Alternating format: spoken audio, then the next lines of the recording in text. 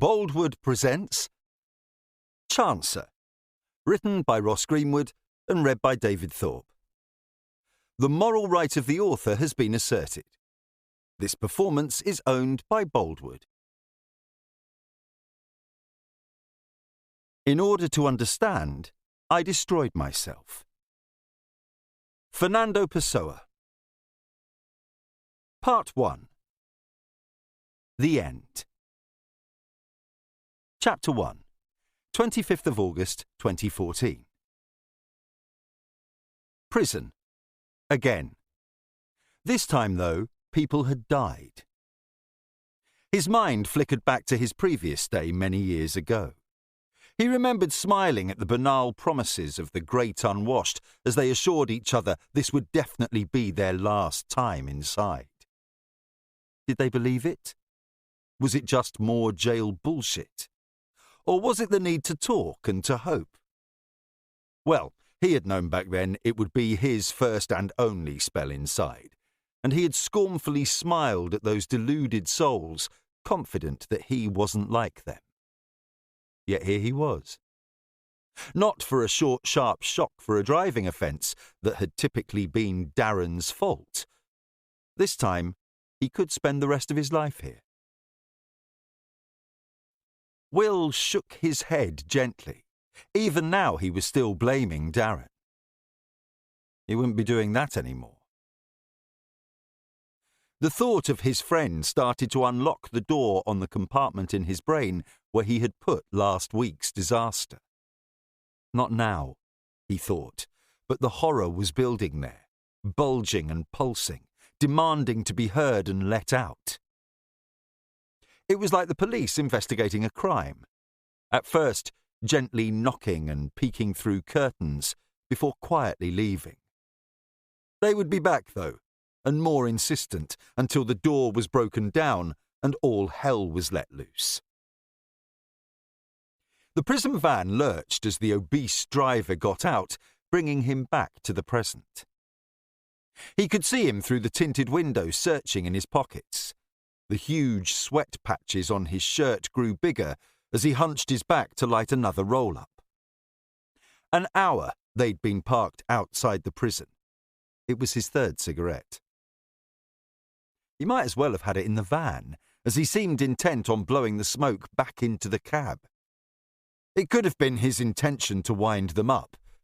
He must have known nearly all of the prison population smoked, and after the trauma of today's events, the new residents would be begging for one. More likely, though, it was just a lack of thought or interest. But Will was confident it would soon provoke the idiot in the cage in front of him into another round of ranting. Will let himself debate for a moment which part of his anatomy he would donate for a shiny, unopened pack of Benson and Hedges Gold. But he doubted he'd have been able to smoke it anyway, as he was so dehydrated. As luck would have it, the driver had parked at such an angle that the powerful evening sun was beating directly on his side. They called them sweat boxes because the sensation was that of a takeaway rotisserie, gently cooking those within. The last drops of glistening moisture collecting on the glass sides. He could almost hear God's voice in the distance saying, "Your punishment starts here." Not only was he parched, but he was bloated too. Last time he was here, he could remember vividly an old man on the wing saying, "Do not get nicked on a Saturday. It's nasty. It's 2 days until the courts open, so you're in the cop shop until then. That's 2 days of microwaved all-day breakfast 3 times a day. No showers, no books, no sleep, no fun." Sage advice, as it turned out. Since Saturday, Will must have had 5 meals, admittedly not all breakfasts, but reheated aeroplane food, basically. And he had the bloating feeling that went with it. He felt if he could get a fart out, it would last a good minute, leaving him kneeling on the floor exhausted, but temporarily happy. No such luck. He also had the cramps such fare induced and was bursting for a wee. 2 hours he suspected he'd been stuck in the van, as obviously they'd taken his watch as well as his shoelaces to add to his disorientated state. The other 2 occupants had already been inside when he'd got on, possibly from another court. That meant their bladders too must be under considerable pressure.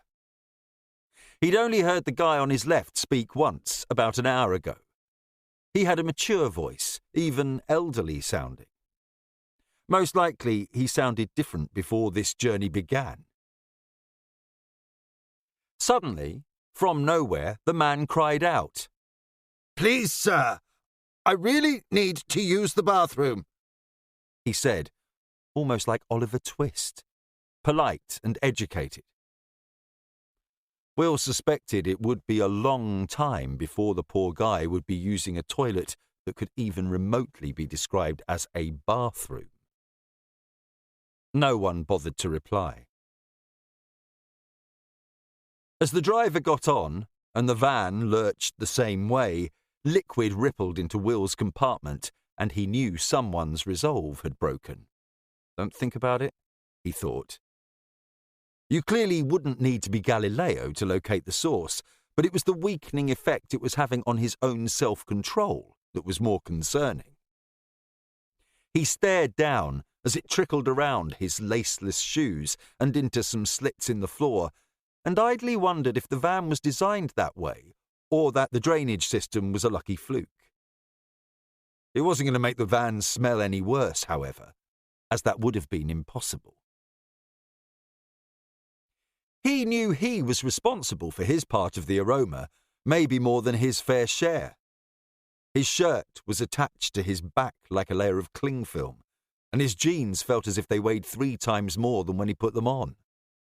They sat below his hips, heavy with sweat, his belt long gone. The worst was his underwear. He could have wrung the sweat out of his socks, and he dreaded to think on the state of his boxers. Will wasn't sure where the drone of the idling diesel engine finished and the hum of his own body began.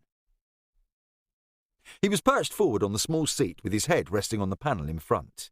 Another trickle of sweat ran off his head and down the side of his greasy face, leisurely bouncing off his stubble as it slalomed down to his chin and then hung there like a diver on the high board. As it dropped, he felt a pressure on his chest. A rising panic coursed through his body. His brain fluttered with thoughts of completely losing it. Deep breaths, Darren always said. Control your breathing and you control your fear. A deep breath of the fetid, enclosed air was far from appealing, but he didn't want to be one of those carried off the van, a sobbing, snivelling, weeping mess. It always got back to the wings. So he sucked it up.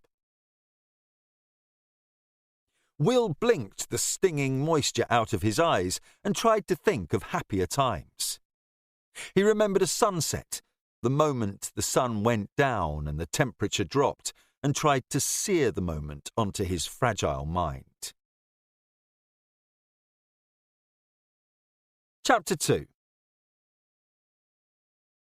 The van jumped forward as the driver suddenly engaged the gears, and Will banged his forehead on the front partition, forcing him into the present again.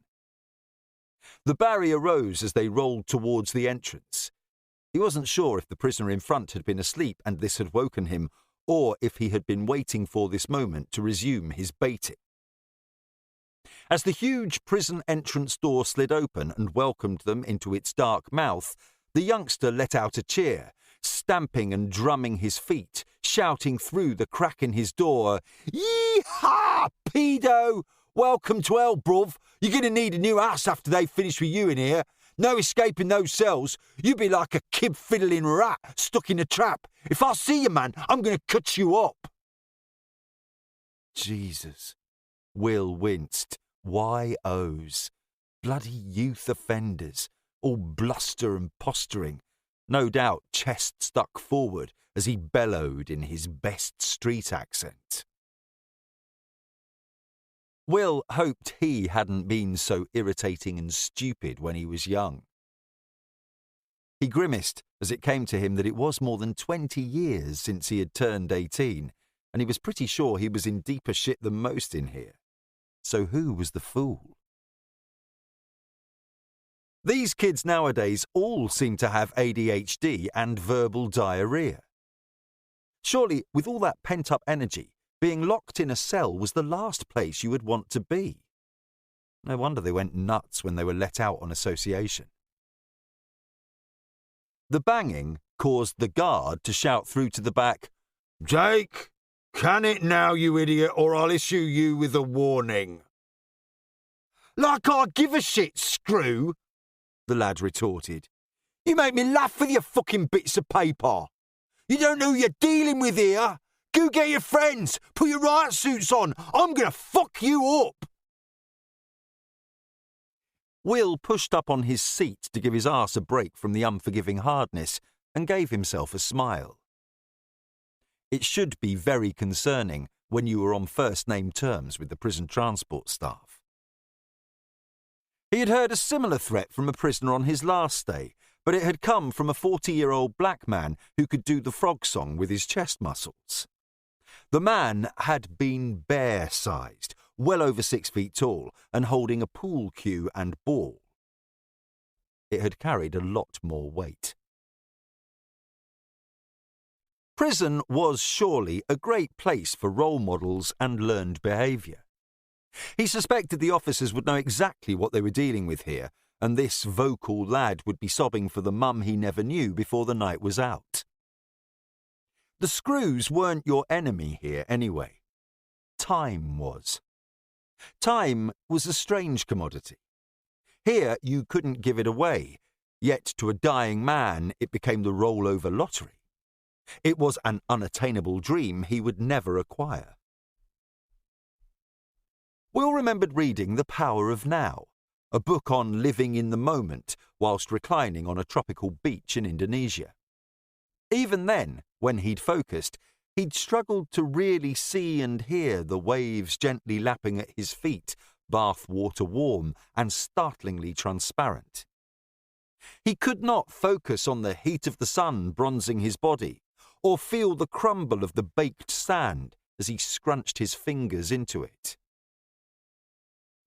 Even in paradise, Will's mind whirred about whether there were going to be any girls that night, or dreading the next 10-hour bus ride on the local death trap, or what he was going to do for a job when he got back to the UK, when his CV had more holes in it than a piece of rotten wood. Yet here, in a place where time meant thinking, and he would rather forget, he knew it all. The bored scuff marks on the panel in front of him, the gentle whistle of his shallow breaths, the exact feel of his hands on his eyes as he held his face, the smudged imprint of his forehead where he had rested it on the window, and, worst of all, the awareness of what he had done and what was ahead of him.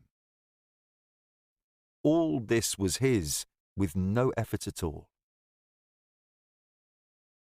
They came to an open door as they trundled through some high metal prison gates, topped with vicious-looking barbed wire, where a big man stood blocking the view inside, and the van pulled up. The driver went inside for a few minutes, then returned and climbed into the transport vehicle. His weight on the other side of the van to Will caused the remaining piss around his feet to wash away like the tide. Through the darkened window, he saw him help the prisoner on the left out. He shuffled like a geriatric, stiff from being in the same position for a long time. Will immediately thought of Darren's joke of dodgy-looking old men in Thailand. If it looks like a pedo and walks like a pedo. This man's face was flaccid white, etched with fear, although no doubt those concerns would be unfounded. He would be put on a foul-smelling sex offender's wing, or vulnerable person's wing, as they called it, so as not to upset the foul-smelling sex offenders, with a load of other dirty old men. No one would ask what anyone else was in for. Everyone would be innocent, and the sick bastards would swap pictures of each other's kids and take turns with the underwear section of the children's section in the clothes catalogue. The unused showers, a final testament to their warped mindset. He knew, though, it was fear of the unknown that unhinged you on the way to prison. This man's experience of jail would be gleaned almost entirely from the Shawshank Redemption and the Daily Mail, and he would be shitting himself. Will was looking at many months of remand time himself, and he tingled with the knowledge that it was going to take a superhuman effort not to fold under these conditions. Innocent until proven guilty, but incarcerated nonetheless. The not knowing when he was going to be put under the critical gaze of some bitter old judge, who no doubt would be savouring the thought of his rambling verdict making the national news, led to months of poor sleep and a zombie-like existence. Will had seen strong men broken by these long-haunted nights. Will said virtually nothing during the police interview, and felt like he'd watched too many US cop shows as he sporadically muttered the words, "no comment." By their questioning, it seemed they had little idea what had happened. They'd found huge pools of blood and spent bullet casings everywhere, but no dead bodies. Will was jerked from his recent past by the lad in front of him asking what he was in for. He thought for a minute, then replied, "A mistake when I was young." Wanting to change the subject quickly, Will commented on the stench in the van. "Hum's in here. I can't believe the old guy pissed himself."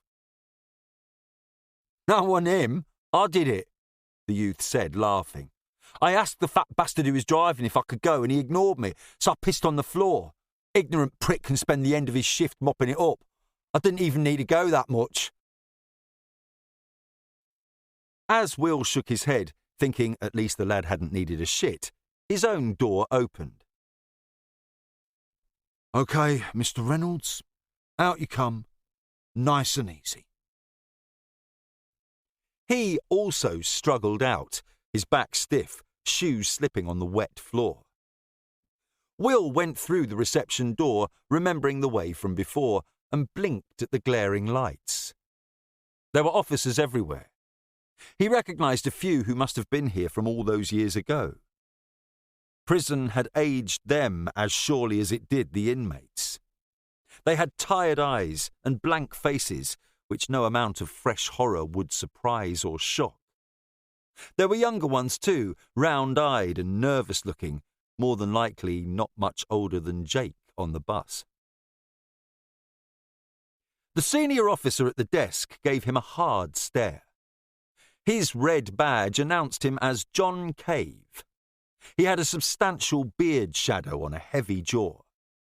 He looked familiar to Will, but he suspected he would remember someone so aggressive-looking. He had huge arms and a barrel chest, and the red-faced demeanour and look of someone who had spent a wasted day and got sunburnt doing it. "William Reynolds," he stated. "Put your finger on the scanner." The computer gave a confirming beep, and the man looked at the screen, then directly at him with a cold smile on his face. "Welcome back." Trying to add some levity into the situation, Will looked around and nodded to the bank of officers behind him. Bit of overkill, isn't it, for dragging a naughty boy off the bus? "That's not for him," Cave replied. "It's for you. It's not often we get murderers here." Will felt a cold sheen of sweat appear on his body and almost felt his legs weaken. His head buzzed, as though he'd stood too close to the edge of the platform as a tube train screeched through. The court, earlier, had been a blur, and his solicitor worse than useless. Refusing to think about anything had clearly not prepared him for this. Saturday's madness would no doubt have been all over the papers and on the TV. He pulled his eyes away from the man's magnetic gaze and stared at the floor. Unsure how to react, he just grumbled, "Okay." In the background, the radio began playing Nothing Compares to You by Sinead O'Connor, and another wave of emotion threatened to engulf him. Unbelievable, he thought. That song again. And as he desperately tried to prevent the collapsing dam of memories from engulfing him, he felt a tap on the shoulder. "Mr. Reynolds here, please, you know the drill." He turned around and looked at the officer behind him, who gave him the hint of a commiserating smile. It was an older man, mid-30s, with a paunch hanging over his belt and a hairstyle that failed to hide his glistening pate. Prison Officer Duke, he recalled. One of the more reasonable professional officers who knew not to treat the inmates as if they were all the scum of the earth. He motioned for Will to sit on the boss chair, a hard black plastic full-bottomed seat device you could imagine sitting in to play a video game at the arcade. The piece of equipment whirred and gave a ding, so Will got up, assuming they now knew he hadn't got a phone wedged up his arse. Chance would be a fine thing. He was wound so tight that if he inserted a blade of grass in there, he'd have screeched around the ceiling like a rapidly deflating balloon. "Follow me, Mr. Reynolds." Will scuffed along behind him down a long white corridor, the only method he could use to stop his footwear coming off. He slid through a suspicious pool of liquid on the floor on the way and past the ubiquitous wet floor signs. They passed multiple holding cells, all of which were empty. It was painfully white and bright compared to the gloomy interior of the prison van, and eerily quiet. He felt like a bride coming out of church as he walked between the officers lining both sides, but they had relaxed now, realising he wasn't a frothing lunatic, just a tired, balding, middle-aged man. They reached the searching area, which consisted of 2 changing cubicles with sides as high as an average man's shoulders. A younger officer came in to join Duke as Will went into the nearest one and turned around and faced them. His missus had told him when you went into hospital to give birth, you left your dignity at the door, with all and sundry looking at your privates. Prison was much the same. They at least had the good grace to look uncomfortable, as if it had to be done, but they weren't enjoying it either. Not all did that. Perverts and power freaks were commonplace here. Of course, it was a cooler, windowless room, and he felt dirty, smelly, and embarrassed. He involuntarily shivered, and he felt his mind imagining a blasting, boiling hot shower sluicing through the film of grease and filth that was glazing his entire body. "Any chance of a shower, please, Mr. Duke?" he pleaded. "Sorry, mate, it's late and we've been flat out. The prison's chocker. That's why you had to wait so long outside. We had 10 lifers on their way to HMP Long Lartin, unexpectedly arrived just before you. All murderers doing big stretches with so much stuff it was like they were moving house. I've never seen the SO so angry, and that's saying something." In a way, they were moving house, Will thought, the only house they would ever live in again. Even though he knew that prison rules stated every man was permitted a shower on arrival, he also knew now was not the time to ask. Prison was about getting as much as you could when you could, and being smart enough to know the balance. "How was the old guy who was in my van?" Will asked, unsure as to why he cared. "He collapsed and pissed himself after he came in," Duke grunted. "You just walked through the aftermath. We took him straight to healthcare." Duke handed him his underwear back after searching it, his nose wrinkling at the smell. "Look, Gov, as you can see, I reek. I know it's too much for a shower, but if I can just have some clean underwear, I'll wash in the cell." Duke looked him in the eye, about to say no, but for whatever reason nodded. When they got to the property desk, Duke turned to the orderly and barked instructions to him. 18, get this man a full kit, clothes too, whatever's left and fast. I want to get home.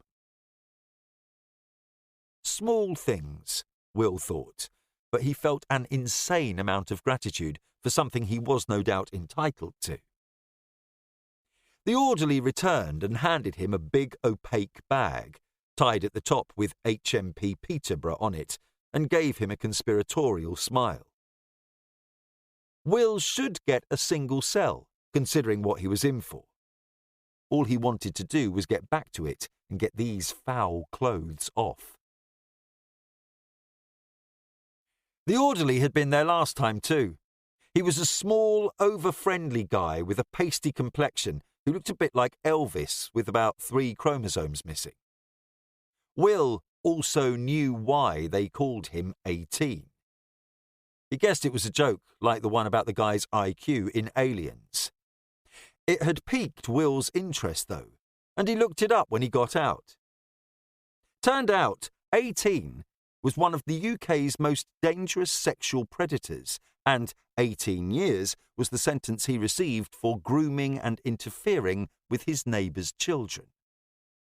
A very sick man he might be, but reception orderlies had power, so Will winked back and took the bag.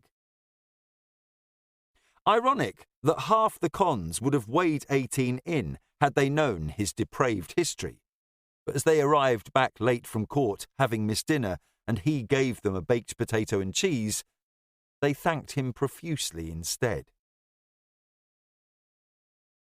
"Sorry, Mr. Reynolds." The younger officer had come over to them. "The SO said we haven't got time to process you and you'll have to come back tomorrow morning. You need to go straight to the wing." "Do I get a phone call? Or reception pack?" Will asked. "Here." From behind the property desk, someone grudgingly threw him a tobacco pack. Will could have had phone credit instead. In fact, he was entitled to a free call right now. He thought about mentioning it, but who would he ring? He didn't know anyone's mobile number off by heart, and his phone was being held for evidence, which only left his dad's landline. He could imagine how that call would go. "You were given every chance, and this is how you repay us? Lazy blood is what you've got.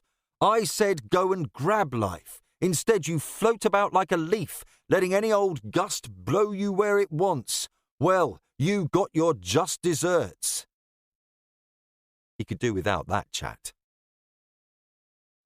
Will wondered how their relationship had soured like that as they left him alone on a bench, head tilted back, counting the ceiling panels. He remembered sitting opposite his dad at the breakfast table just before he started senior school. His dad all smiles, his eyes keen and interested, asking him what he wanted to be when he grew up. Will should have just said, "Prison twice, please," as it would have saved a lot of disappointments. It couldn't have turned out any worse. Back then, he had been waiting for someone to tell him what to do, to guide him, but no one had, and now, 3 decades on, he concluded nothing much had changed. Looking back towards the reception entrance as they brought in another prisoner, Will allowed himself a small smile. So much for the gobby lad's grand entrance. Jake stumbled in like a shabbily dressed stick insect. Curtain-haired and tall, but painfully thin. Head drooped, floppy-limbed, and eyes fixated on his footwear. He looked like a marionette whose strings had been cut. Will could hear him mumbling his acquiescence, and Jake was soon standing next to him, signing for his things. Jake looked at him and shrugged, as if to say, "You know how it is." The big senior officer walked past and bade them follow him through a succession of double doors, locking them behind. They arrived at the house blocks, and Will saw the big clock in the central hub said 9. Cave took them onto a wing with a big A1 sign above the gates. Thankfully, it was after bang-up, and it was empty and pretty quiet. He took them to cell 22 and gestured them in with a provocative point of his fingers. "Here's your kennel," he snarled. Jake's question came out in a feeble, high-pitched squeak. "Which one of us?" "Both of you fuckwits. Now move!"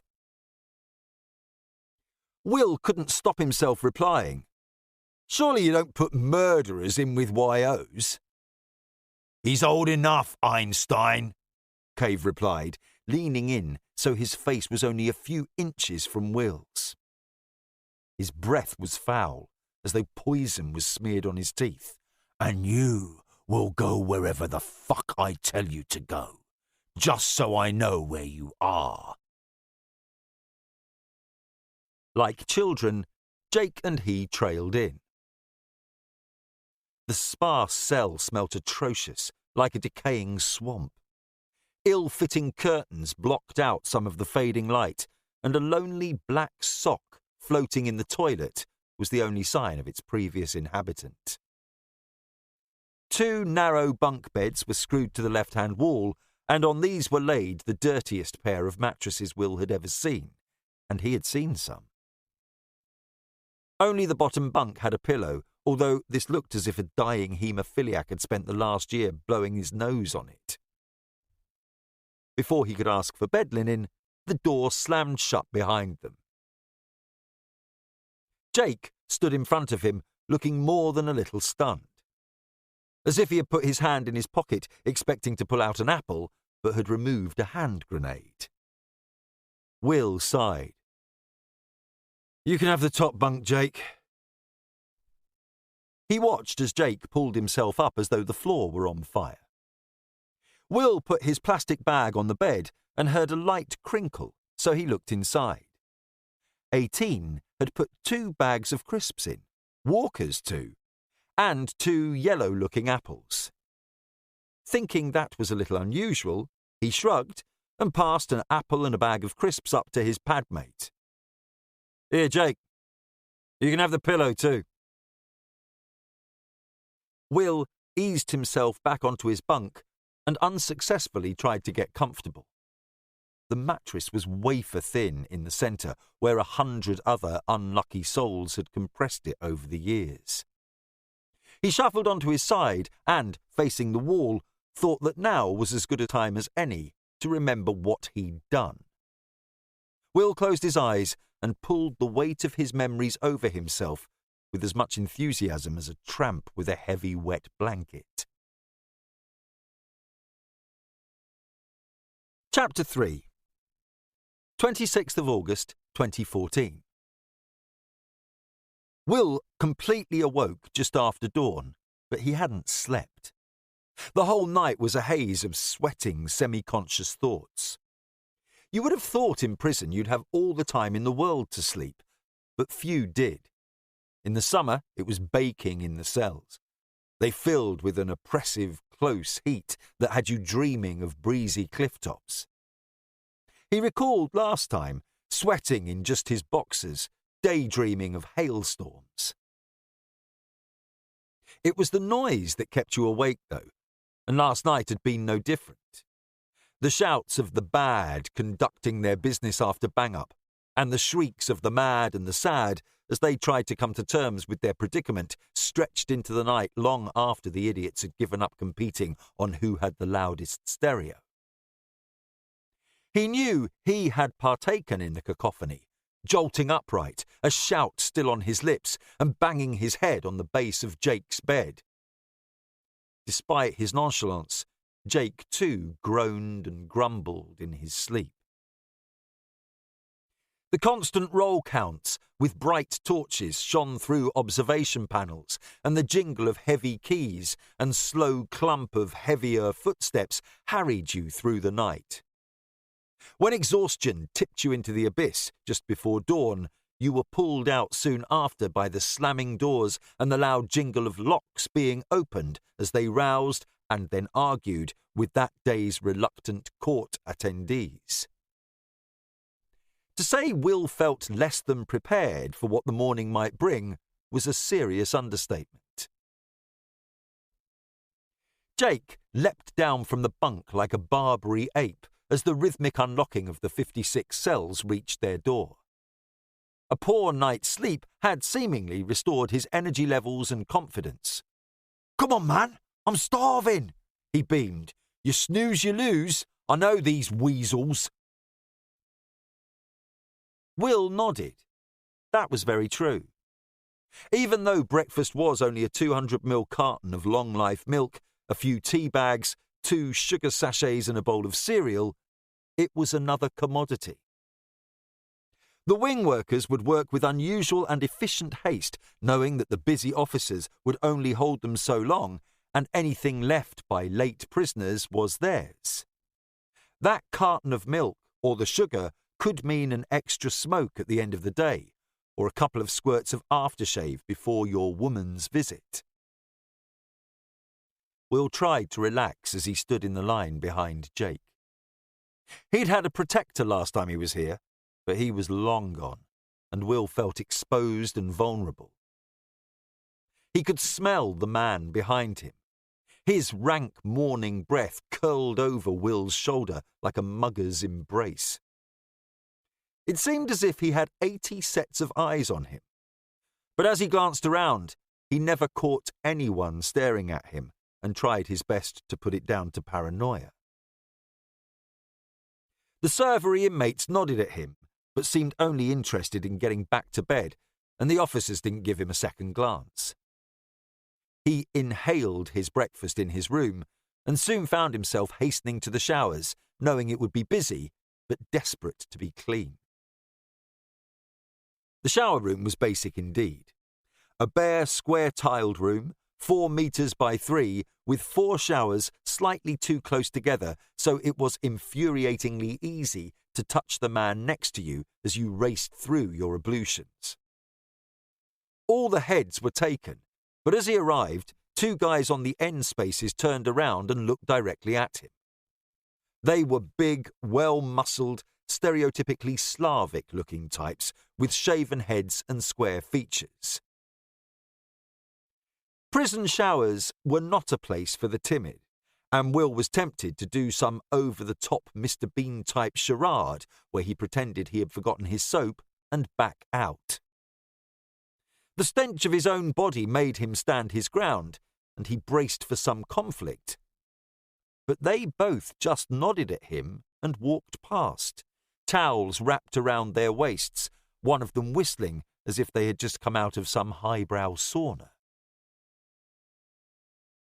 He showered quickly, his mind now going into overdrive, and was grateful to get back into the relative safety of his cell.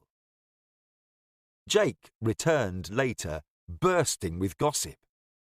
"Hey man, they all know what you're in for," he whispered as though it were a good thing.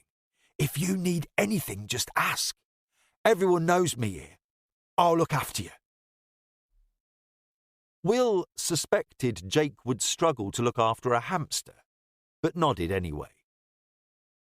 Before he could say any more, the door was pushed open and an evil-looking, mature man came in. He had a greasy shock of yellowy grey hair, slicked back and pulled into a small ponytail. If he had any teeth, they had retreated out of sight for safety. He had a head like Skeletor, and a complexion that suggested he had never been in the vicinity of a fruit or vegetable. He pointed at Jake and growled in a thick Irish accent, "Fucking out, now." Jake's loyalty clearly didn't stretch very far, and he raced out of the door like a greyhound leaving his trap. His place was taken by a wide fellow with a face that looked as if he had been losing at boxing all his young life. The eyes that stared out of this visage, though, were aged, flinty, and wired. Will felt his legs and arms go instantly numb, and he involuntarily backed up to the window. The big bloke soon had him by the throat, Will's back being moulded onto the bars of the window. He didn't try to struggle. God knew he wasn't a fighter. Instead of his receiving a blow, The smaller man came to Will's side, pressed his face against his ear, and began to talk in a low, threatening voice. His breath was hot and sour, a combination of cigarettes and absent dental hygiene. I know what you did, and I'm not fucking happy about it. Darren was a fucking mate. Now this is a taster, to let you know this is my fucking wing. I want anything of yours. You give it to me, quickly, or Joe Boy here takes a lot more. With that, he stepped back. Will's mind quickly cleared, and he had time to breathe deeply as everything all of a sudden seemed to be running in slow motion. No answers came, so he just tensed his stomach as the inevitable punch arrived. He still let out a whoosh of air and sprayed his Milky Rice Krispies over Joe Boy's chest, and then slumped to the floor. Incredulous at this impromptu shower, no doubt the first for a while, Joe Boy lifted Will off the floor by pulling both of his ears up. His face was a mask of hate, and he used the lifting movement to arch his back. As the headbutt came, Will did the only thing he could to save his face and looked at the floor.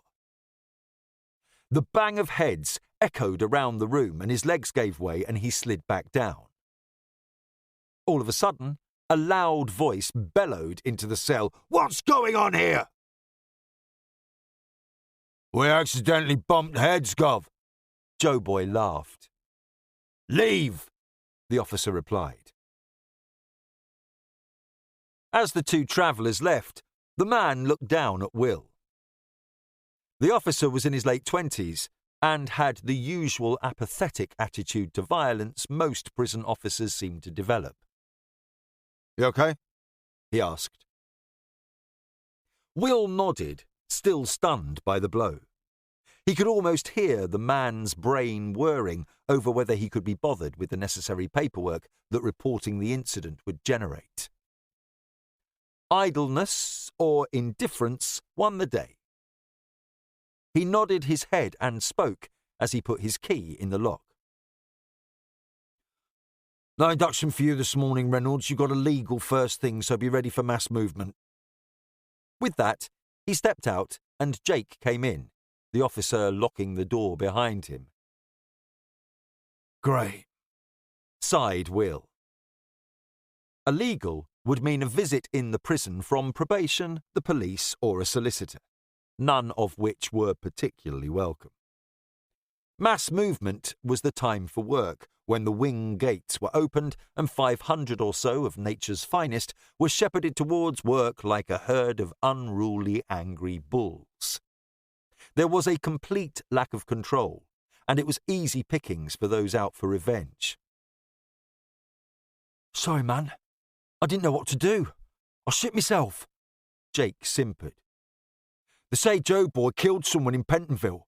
I told the screw when no one was looking something was going on in our cell. I wasn't sure if you could handle it or not." As Jake helped him onto the bed, Will figured this would be a painful stay.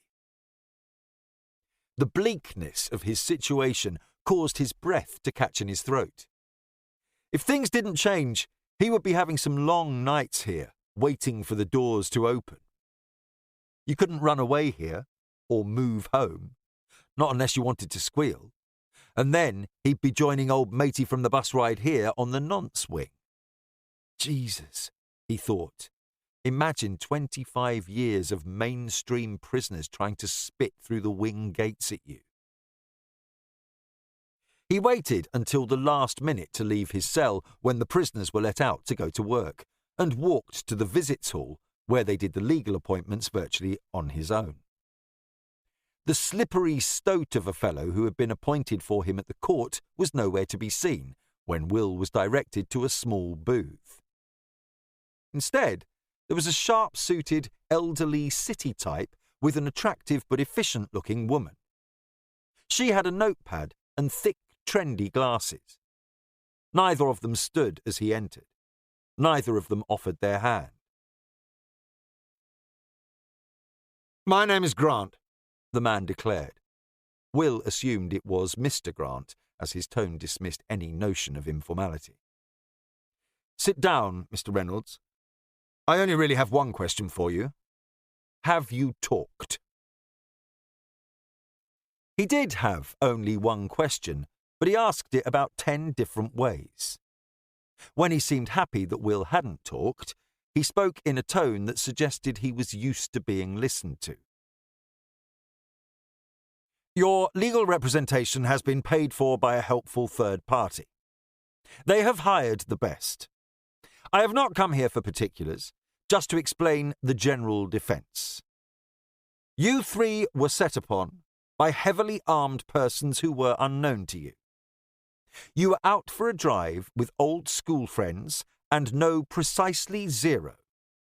You hit the deck, as they say, saw nothing, only looking up when everyone was gone. We will be laying this at Darren's door. He won't be answering any questions.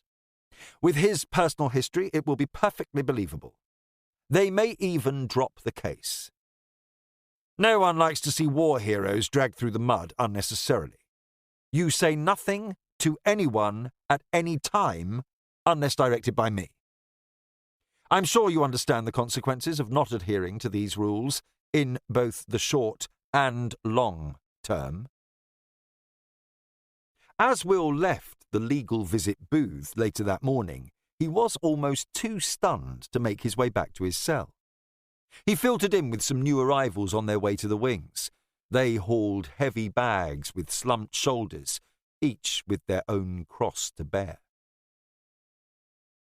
The only person who could have arranged and paid for all this for Will was Radich. Well, he'd certainly lightened Will's cross. The last phrase Grant had said kept recurring in his mind, though, and he wondered what he had meant by it. Your time on remand may be lengthy, but steps have been taken to make your stay as comfortable as possible, he had said with a wry grin. That half-smile being the only display of emotion from his side of the table throughout the entire meeting. As Will arrived back at the wing, he could feel his headache subsiding, although he pushed down the rush this glance of a different future had given him. He wasn't sure if his head ached through his situation or the fact he was continuously banging it on things here. He frivolously wondered if Radich could get him a crash helmet sent in. The wing was mostly empty as the officer let him back into his cell. Jake was bouncing around the cell, singing along badly to Counting Stars by One Republic, which was blaring out of the radio channel on their ancient TV, looking pleased as punch. It's only sandwiches for lunch, Will. You relax and I'll get 'em for you. A screw's been in too. You're moving to a single cell later, and I'm going in with an old mate from Glenparva. Sorted, bruv. Will stretched out on his bunk and allowed himself a fond thought of his daughter and Elaine. He was so close to losing everything. Could he hope for an escape? As Aiden often said, he had it all and didn't appreciate it. He understood that now. What he would give now just to sit on his sofa and watch baby TV with Jessica. Darren had always said that everything came up trumps for Will, though, and he sent a small prayer up to the no doubt overworked prison deities. Strange how he thought he was directionless and scraping through life with a succession of near misses. When they unlocked for lunch, true to his word, Jake shot off with Will's plastic plate and returned 15 minutes later with a look of awed respect on his face.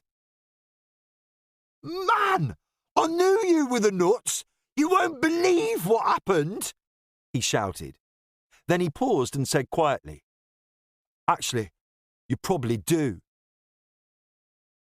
Tell me, Will responded, as a mixture of dread and hope got his blood racing around his body. Joe boy's on his way to the hospital. He fell on a fucking screwdriver in the workshop. Full of Russians, that place, and no one saying nothing," Jake gleefully replied. At that moment, there was a knock at the door. Jake opened it to find the skeletal traveller from earlier. He respectfully stayed at the door and, in a subdued, quiet and raspy voice, asked, "Do you young fellas mind if I come in? Looks like things got off on the wrong foot, so to speak. You need anything at all, then you tell old Terry, and he'll do right by you." Young, Will considered. He supposed Terry was probably the same age as he was, but he was an advert for the Just Say No campaign. He could have been anywhere from 40 to 60. On top of that, he had experienced the old prison adage, there was always a bigger fish. His pasty visage, which had earlier looked like the underbelly of a shark, had been replaced by one with a livid set of colourful bruises. His right eye was swollen and near shut, and his left ear was a furious purple with streaks of fresh blood on it. Will could not resist standing next to him and whispering closely into his normal-sized ear. "That was a poor welcome you gave me, Terry." Terry visibly flinched. You could almost see the fear emanating off him like radio waves from a cartoon antenna. Will decided against any more close chat, as the man smelt as though cleanliness and he were like chalk and cheese. Will knew not to push it, though. Things changed daily in jail. All of a sudden, someone got taken out, the balance of power edged the other way, and your world altered. There would never be a shortage of men scrambling to the top in places like this. Men prepared to use whatever levels of threats or violence they deemed were necessary to achieve their goal. So he gave him a pass. "Look at me and remember this, please, Terry. I'm going to be here for quite some time, and I really don't want any aggro. So let's not mention this morning's activities again, and we will move on." With a raised eyebrow, he laughed and said, "If you could find your way to getting us a couple of pillows, that would be greatly appreciated." Terry looked like a man who had been told by the cancer doctor to book a holiday and to make sure it was in the next few months, only to be corrected a few minutes later and informed it was just a nasty case of piles. He threw down 2 boxes of amber leaf and 2 Mars bars on the bottom bed and, with saucer-eyed relief, backed out of the cell, shouting as he went, "No worries, Mr. Reynolds. Consider it done." It appeared Radich's reach was both long and mighty. Jake looked longingly at the goodies, as though a naked model had wandered into his cell. He sat at his bed and winked at Will. Clearly pleased as punch to be thought of as included in the power struggle, but momentarily unsure of his position. "Just take what you want, Jake." Will smiled and then laughed. Catching himself, he wondered ruefully if Jake would end up paying for his involvement in this series of events. The boy shot towards the door, Mars bar stuffed down his trousers. "Sweet! I saw them cleaning your new cell. I'll give you a hand packing later." He beamed as he left. Will laughed out loud at that too, as he suspected he would be able to carry a pack of tobacco and a bag of sweaty clothes on his own. As Will debated having a shit in their cell toilet, which wasn't really prison etiquette if the communal one next to the showers was free, someone slid a newspaper under his door. It was 2 days old, but it was another little luxurious piece of normality sorely appreciated by those with time to burn. A screw handed him a letter with familiar writing shortly after. Will put it in his pocket. He decided to do his business in the cell, payback for Jake pissing in the van, he reckoned. He would need to make room for tonight's culinary banquet. The prison menu generally consisted of deep-fried carbs with a carb topping served on a bed of carbs, and generally made you shit for England. This evening's extravaganza would be no different.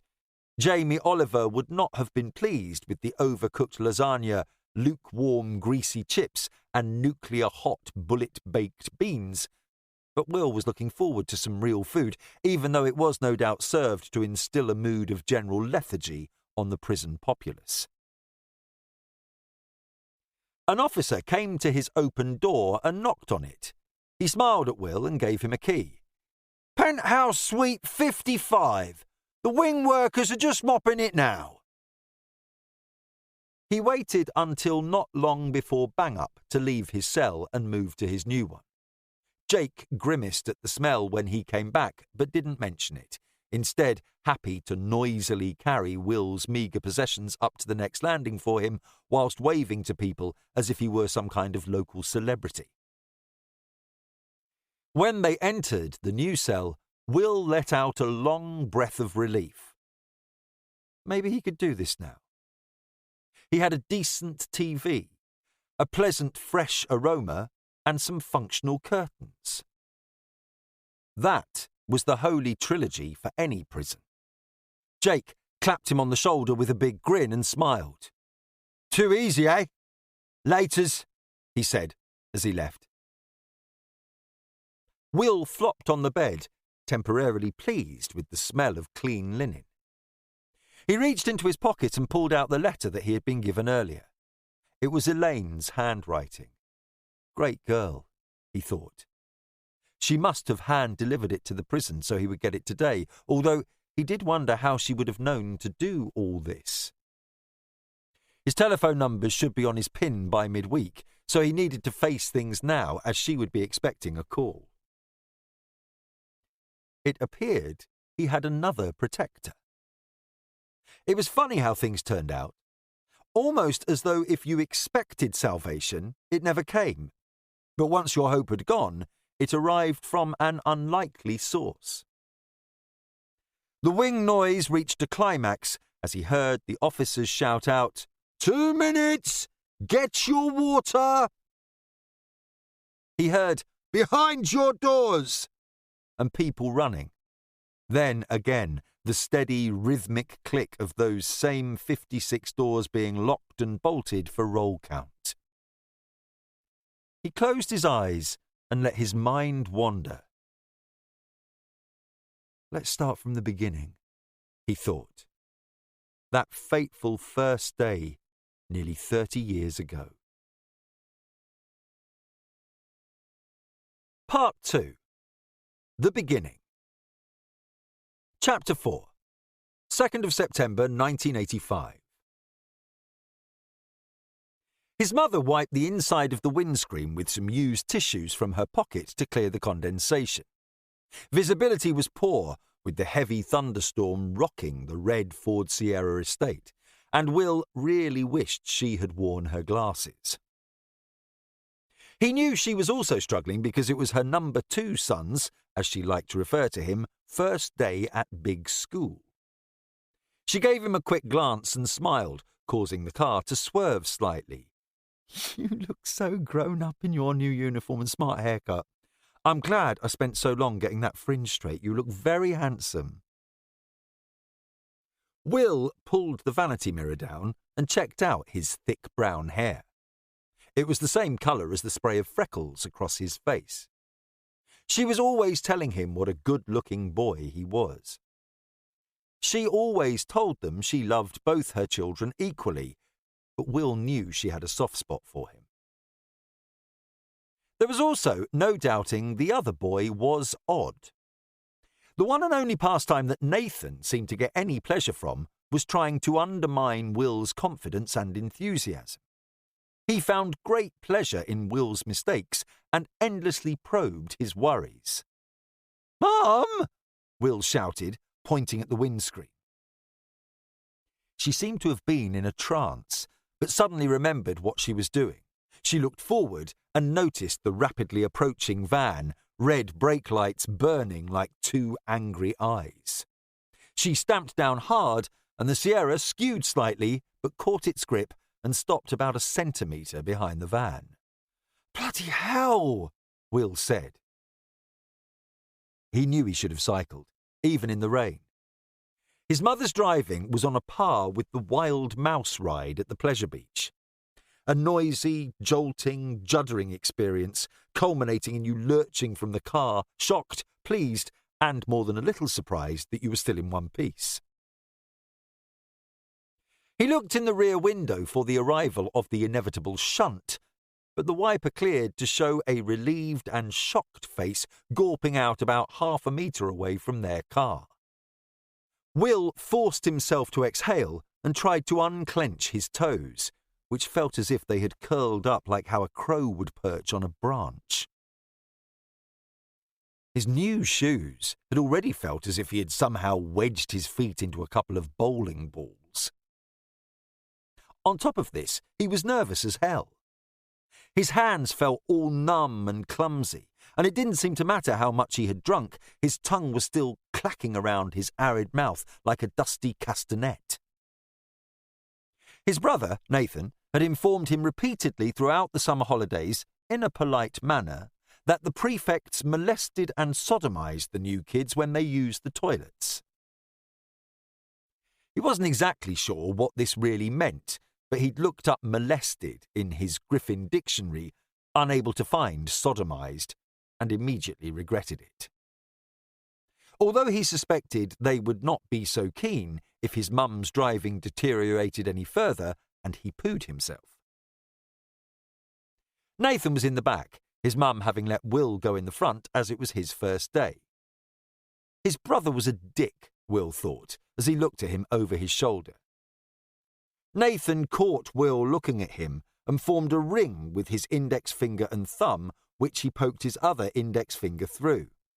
"Oi, Nathan, do you hear? Stop that!" his mother commanded. She slammed the car into first gear, the van having long gone, and through slit eyes she pushed the wipers up to maximum and to a cacophony of irate horns gingerly pulled away. The radio began to play Queen's song "I Want to Break Free." Will suspected it would be many years before he was able to do so. When they arrived, Nathan grudgingly took him to the area where the first termers were to meet. Will was shocked by the unexpected gesture, not knowing of his dad's drastic threats to Nathan's pocket money if he didn't. Will trudged along behind him, hands clammy and face wet from his mum's parting kiss. The school seemed huge, full of strange buildings and teeming with life. Will had not wanted to come to the Prince's school. His father and grandfather had, but all his friends were going to the school near his house. If he wanted to live through the experience, he was going to have to cycle 2 miles to school every day past many of his friends. To make matters worse, football apparently was a swear word here. His brother left him with a parting dead leg, telling him to meet at the gate later, and Will, feeling very alone, surveyed the scene. The new students were all waiting in a big playground near some large double doors, the majority cowering in close proximity, huddled together for safety like a creche of baby penguins as hordes of giant children prowled past. Will felt like a gatecrasher at a party, waiting for someone to tell him he didn't belong and had to leave. It was to be a feeling he would often have here and might have accounted for his general lethargy throughout his school life. There seemed to be about 100 kids waiting, all in varying states of attire that were a shade too big for them. His own thick purple blazer came down to his knuckles and was making him sweat, despite the fresh morning air and his nervy disposition. Will picked out the half-adults as they cruised past, prefects' gowns fluttering in the breeze, looking effortlessly cool as they chewed gum, arms slung casually over girls' shoulders. He also kept an eye out for Carl, the only other boy he knew from his junior school who was also coming here. Carl was a tragic figure, a genius of giant intelligence, but a geek of epic proportions. He had stereotypical thick glasses and greasy hair, but the one feature that really made him stand out was his amazing ability to cultivate a staggering array of sickening whiteheads on his neck in next to no time. No doubt, Will mused, he would be hoping his nickname of Carl Bunkle would not follow him here. Sure enough, he was standing on his own on the far side with a ring of space around him. His parents must have been intent on ensuring he had a poor first day at school, as his blazer would probably still not fit him when he left for university. Yet his trousers were already half-mast. Will turned to melt back into the throng before he was spotted, but bumped into what felt like an immovable object. He turned around to look at a big barrel chest and almost hated to look up, expecting to see some kind of an ogre. Instead, he stared into a big, red, round, sleepy face with a sloppy grin on it. This lad's hair had been cut as though the barber had used a perfect bowl to create a blonde helmet to crown his huge head. Will had to stand back to take him all in. Will could have slept under his huge jacket, already tight at the shoulder, and it was evident his trousers would wave the white flag shortly under the ferocious assault of a pair of thighs that would have not looked out of place on Arnold Schwarzenegger. "Hello," he said, in a mellow, soft Scottish accent. "I'm Aiden. Is it your first day too?" Will nodded, put at instant ease by his gentle voice and nature. At that point, the doors opened and a tall, slightly stooped, robed man with sparse grey hair looked out at them over his glasses, as though he had discovered a new species that was unpleasant to the eye. "I am Mr. Thatcher," he announced in a strong voice that commanded attention. "Head of the lower school. You may call me Sir. Welcome to the Prince's School, whose good name will always go with you. As you enter the building behind me, there are 4 classrooms. First group," he roared, "will proceed now." And 100 ears strained, praying they didn't miss their name, as he began a procession of surnames pronounced in a gravelly voice, as though just saying them made him feel ill. As though it was a sign from above, Will and Aiden were directed to the same classroom, and therefore naturally sat next to each other.